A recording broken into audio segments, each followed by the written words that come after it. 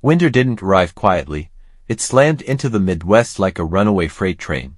On what should have been a routine post-Thanksgiving return home for millions of travelers, a powerful early-season winter storm exploded across the central United States, locking down highways, shutting airports, and plunging entire states into chaos.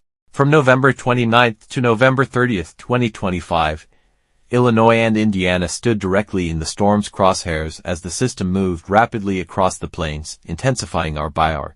What began as a gentle snowfall during the early morning hours quickly escalated into a whiteout blizzard so severe that even seasoned winter drivers were caught completely off guard. The transformation was shocking. Streets that had been bare minutes earlier vanished beneath thick snow. Lines sharpened into icy knives that cut across highways, scattering drifts and erasing visibility. Snowplows fought desperately to keep pace, but the storm was simply faster. Salt dissolved, froze, then disappeared under new layers of snow before it even had the chance to work. Travelers who thought they could beat the storm suddenly found themselves crawling along roads glazed in ice, tires spinning helplessly on surfaces slick as glass. Chicago, at the heart of the weather system, shattered records. More than 8.4 inches fell within a single day at O'Hare International Airport, the snowiest November day ever recorded there. Further west, northern Iowa was buried under more than 20 centimeters of accumulation. Meteorologists would later admit that even with advanced warning models, few expected the snowfall rate to accelerate as rapidly as it did. One moment the landscape was visible, the next it was consumed by a dense curtain of white. Wind gusts whipped snow across the air like sand in a desert storm. Residents peered out windows to see their neighborhoods fade away into a blur of swirling flicks. Meanwhile, on the ground, the highways turned from busy travel lanes into a frozen labyrinth of stalled vehicles, flashing hazard lights, and blaring sirens. Authorities across Illinois and Indiana began reporting crash after crash.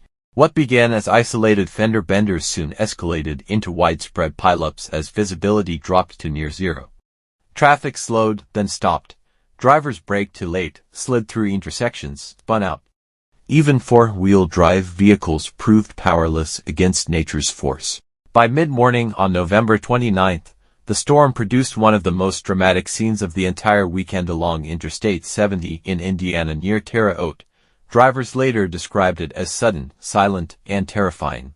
Cars vanished into fog like snow. One vehicle lost control, then another, then another. In only seconds, the highway turned into chaos. The result was a massive multi-vehicle pileup involving roughly 45 cars, trucks, and semis stretched across the westbound lanes. Metal twisted like foil, trailers jackknifed, windshields shattered as cars slammed into one another blindly, each collision echoing through the storm. Emergency responders later compared the scene to something out of a disaster movie, debris scattered across the interstate, engines still running under blankets of snow, drivers trapped inside vehicles that could no longer open. Despite the scale of destruction, a miracle followed. There were no reported fatalities. Many were injured, shaken, bruised, terrified, but alive. First responders fought freezing winds for hours to extract victims, direct traffic, and prevent further collisions. The interstate remained closed for more than 6 hours as tow trucks worked nonstop to clear wreckage. While the roads descended into mayhem, the airports were facing their own crisis. Chicago's air hubs, O'Hare and Midway, became battlegrounds of ice, wind, and logistical collapse. Ground crews rushed to de-ice aircraft only for them to refreeze minutes later. Snowplows circled runways continuously, yet the falling snow filled their tracks almost instantly. Flight boards lit up with red cancellations. Within hours, more than 1,000 flights were grounded across the Midwest, and countless more delayed. Travelers stacked their luggage like barricades and curled up under airport blankets. Families slept on cold floors.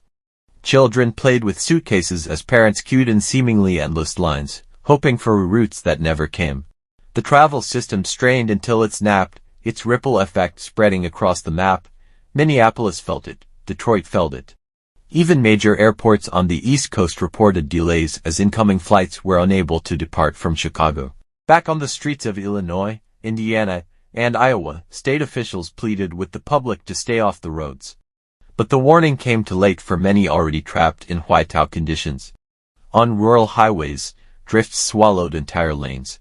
People found themselves stranded inside cold vehicles, engines humming to preserve warmth, fuel gauges slowly sinking.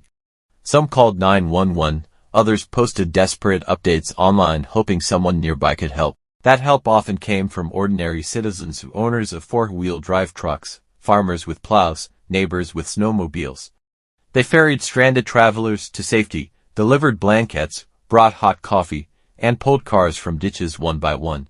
Meteorologists later described the storm's intensity as the perfect collision of three forces: a surge of Arctic air, abundant moisture from the south, and high-velocity winds capable of creating intense snow bands. Snow was falling at a rate of 1 to 2 inches per hour at peak, an intensity more typical of deep winter blizzards in January than of late November storms. Salt froze on contact. Snowplows were buried as quickly as they cleared.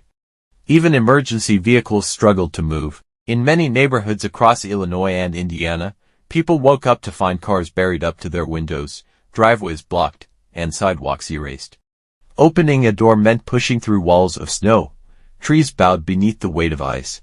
In some areas, power lines frosted over, bending dangerously low, though widespread blackouts were surprisingly limited.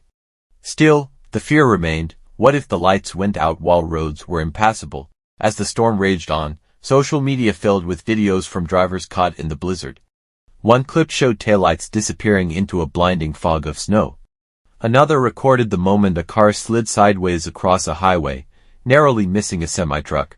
Travelers narrated their shock in real time, describing how quickly conditions shifted from manageable to life-threatening. One moment they could see the road, the next nothing. Drivers said it felt like being swallowed by a white void. Emergency dispatch centers were overwhelmed with calls, slide-offs, jackknife trucks, rollovers, stranded motorists, multi-car collisions. While the Interstate 70 pileup was the most severe, it was far from the only one. Across Indiana alone, dozens of multi-vehicle crashes unfolded throughout the day as the snow continued to fall relentlessly. The economic impact rippled just as harshly as the storm itself. With highways shut down and flights canceled, supply chains froze. Holiday shipments stalled. Trucks unable to reach distribution centers left stores waiting on delayed goods. Factories slowed production. Workers called out because they couldn't leave their neighborhoods. Businesses counted losses they hadn't expected to face so early into winter. Meanwhile, meteorologists warned this might be only the beginning. The combination of Arctic air masses and active moisture patterns signaled the possibility of more storms throughout December and January. The Midwest might be facing a winter far more aggressive than usual, they cautioned, urging residents to prepare emergency kits, winterize their vehicles, and watch forecasts closely. By the time the snowfall eased and skies began to clear, the Midwest looked transformed. Fields, streets, rooftops, everything was coated in white. Highways that had been war zones of twisted metal and sirens now lay silent beneath a cold sun. Snowplows carved black strips through the landscape, and slowly, life resumed. Airports restarted flights, though many passengers continued to wait days to reach their destinations. Schools weighed reopening schedules. Road crews worked day and night to clear intersections, push back drifts, and salt bridges where ice clung stubbornly. Still, no one would forget what happened. Drivers who lived through the Interstate 70 pileup described hearing crashes like thunder. Those trapped on rural roads recalled the fear of running out of gas as snow hammered the windshield. Airport passengers remembered the endless announcements, the exhaustion, the uncertainty. Emergency crews carried the memory of freezing winds burning their faces as they moved from car to car, checking for survivors. Even after the roads were cleared and the airports reopened, the event lingered not only in memory but in atmosphere. It was a warning: winter does not negotiate. People often assume that areas like Illinois and Indiana are fully prepared for winter storms. Snow is routine, after all. Cold is expected, but this wasn't routine. This storm arrived early, fast, and unforgiving. It overwhelmed infrastructure built to handle winter, and it did so within hours. It forced thousands to confront nature's power directly, alone on a snowy highway, grounded in a crowded terminal, or staring at a buried front door wondering how to dig out. Nature doesn't wait for convenience. It doesn't pause for holiday traffic or respect human schedules. And during the final days of November 2025, it reminded the Midwest of exactly that. For many, this storm